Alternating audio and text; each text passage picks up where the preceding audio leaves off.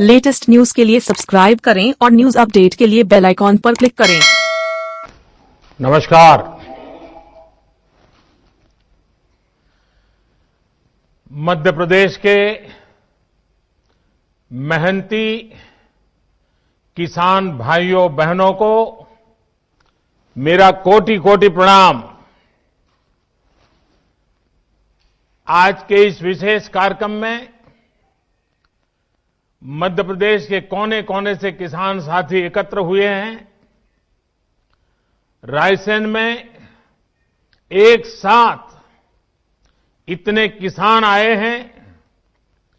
Digital तरीके से भी हजारों किसान भाई बहन हमारे साथ जुड़े हैं।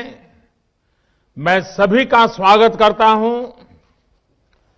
बीते समय में ओले गिरने, प्राकृतिक आपदा की वजह से एमपी के किसानों का नुकसान हुआ है। आज इस कार्यक्रम में मध्य प्रदेश के ऐसे 35 लाख किसानों के बैंक खातों में 1600 करोड़ रुपए ट्रांसफर किए जा रहे हैं। कोई बिचौलिया नहीं, कोई कमीशन नहीं, कोई कट नहीं, कोई कटकी नहीं, सीधे किसानों के बैंक खातों में मदद पहुंच रही है।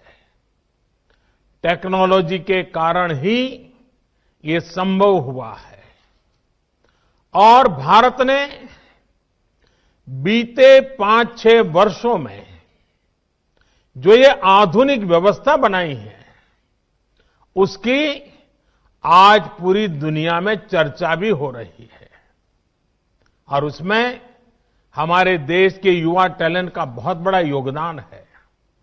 साथियों, आज यहां इस कार्यक्रम में भी कई किसानों को किसान क्रेडिट कार्ड सौंपे गए हैं। पहले किसान क्रेडिट कार्ड हर कोई किसान को नहीं मिलता था।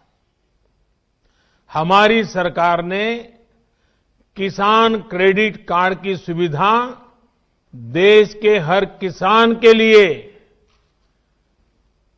उपलब्ध कराने के लिए हमने नियमों में भी बदलाव किया है। अब किसानों को खेती से जुड़े कामों के लिए आसानी से आवश्यक पूंजी मिल रही है। इसमें उन्हें दूसरों से ज्यादा ब्याज पर कर्ज लेने की मजबूरी से भी मुक्ति मिली है। साथियों, आज इस कार्यक्रम में भंडारण, कोल्ड स्टोरेज यानी वेयर हाउसिंग, कोल्ड स्टोरेज, इससे जुड़े इंफ्रास्ट्रक्चर और अन्य सुविधाओं का लोकार्पण और शिलान्यास भी हुआ है। ये बात सही है कि किसान कितनी भी मेहनत कर ले, लेकिन फल, सब्जियां, अनाज, उसका अगर सही भंडारण न हो, सही तरीके से न हो, तो उसका बहुत बड़ा नुकसान होता है। और ये नुकसान सिर्फ किसान का ही नहीं, ये नुकसान पूरे हिंदुस्तान का होता है।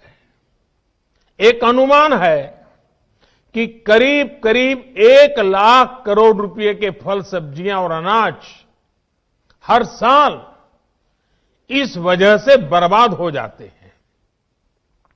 लेकिन पहले इसे लेकर भी बहुत ज्यादा उदासीनता थी। अब हमारी प्राथमिकता भंडारण के नए केंद्र, कोल्ड स्टोरेज का देश में विशाल नेटवर्क और उससे जुड़ा इंफ्रास्ट्रक्चर बनाना, ये भी हमारी प्राथमिकता है। मैं देश के व्यापारी जगत को उद्योग जगत से भी आग्रह करूंगा कि भंडारण की आधुनिक व्यवस्थाएं बनाने में, कोल्ड स्टोरेज बनाने में, फूड प्रोसेसिंग के नए उपक्रम लगाने में हमारे देश के उद्योग और व्यापार जगत के लोगों ने भी आगे आना चाहिए। सारा काम किसानों के सर पे मढ़ देना ये कितना उचित है? हो सकता है आपकी कमाई थोड़ी कम होगी, लेकिन देश के किसान का, देश के गरीब का, देश के गांव का भला होगा। साथियों, भारत की कृषि, भारत का किसान अब और पिछड़ेपन में नहीं रह सकता। दुनिया के बड़े बड़े देशों के किसानों को जो आधुनिक सुविधा उपलब्ध है, वो सुविधा भारत के भी किसानों को मिले, इसमें अब और देर नहीं की जा सकती। समय हमारा इंतजार नहीं कर सकता। तेजी से बदलते हुए वैश्विक परिदृश्य में भारत का किसान सुविधाओं के अभाव में, आधुनिक तौर तरीकों के अभाव में असहाय होता जाए, ये स्थिति स्वीकार नहीं की जा सकती। पहले ही बहुत देर हो चुकी है। जो काम 25-30 साल पहले हो जाने चाहिए थे, वो आज करने की नौबत आई है। पिछले 6 साल में हमारी सरकार ने किसानों की एक एक जरूरत को ध्यान में रखते हुए अनेक महत्वपूर्ण कदम उठाए हैं। इसी कड़ी में देश के किसानों की उन मांगों को भी पूरा किया गया है जिन पर बरसों से सिर्फ और सिर्फ मंथन चल रहा था। बीते कई दिनों से देश में किसानों के लिए जो नए कानून बने, आजकल उसकी चर्चा बहुत है। एक कृषि सुधार, ये कानून रातों रात नहीं आए हैं। पिछले 20-22 साल से इस देश की हर सरकार ने, राज्यों की सरकार ने इस पर व्यापक चर्चा की है।